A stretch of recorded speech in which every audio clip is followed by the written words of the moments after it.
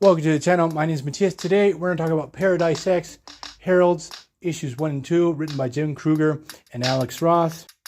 So in this story arc, we're dealing with the fallout from the Universe X story arc, where in the previous story we discovered that there's a celestial embryo living within the planet, that the existence of superpowered beings are like antibodies to keep this embryo safe, that the caretakers to this whole situation are the Watchers. At the beginning of this trilogy, the Watcher from the 616 universe, had become blind thanks to Black Bolt. He ends up receiving help from X-51, who becomes his new eyes, but X-51 discovers this whole conspiracy that we have with the Watchers and the Celestials and the embryo, because when the embryo comes out, it's the end of the world. We also discover the role of Galactus within the universe, that he keeps the Celestial population in check. So now this story starts off with X-51 with the knowledge of the danger that not only this Earth may have, but across the multiverse. He actually creates a task force to let each reality know of the situation. So the fun thing about this story is that it has an Exiles type of vibe. We have characters jumping across the multiverse with a very interesting roster with Days of the Future Past Wolverine. We have Spider-Girl, classic Deathlock, Arno Stark, Hyperion. We have from the Mutant X universe, Bloodstorm. Then we have Killraven. So the main idea of this team is to find Reed Richards from each reality, inform him of the situation.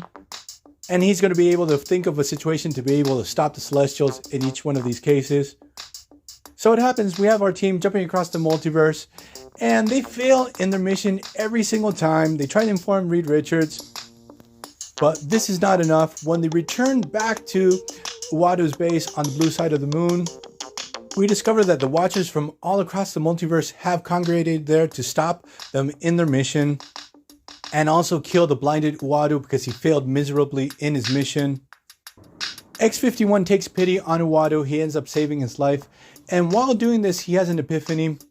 He realizes that Reed Richards is actually not the key to saving each one of these planets, but the Watchers themselves. That the Age of Heroes starts all across the multiverse when the Watcher makes himself known across each one of these realities. So what he does is he teleports back to each one of the realities, all these Watchers in plain sight. Each one of these Earths across the multiverse realize that they have this macrocephalic alien spying on them 24/7. This will spark the Age of Heroes and an arms race that hopefully will be able to stop the Celestials by the time they're ready to go to visit each one of these planets.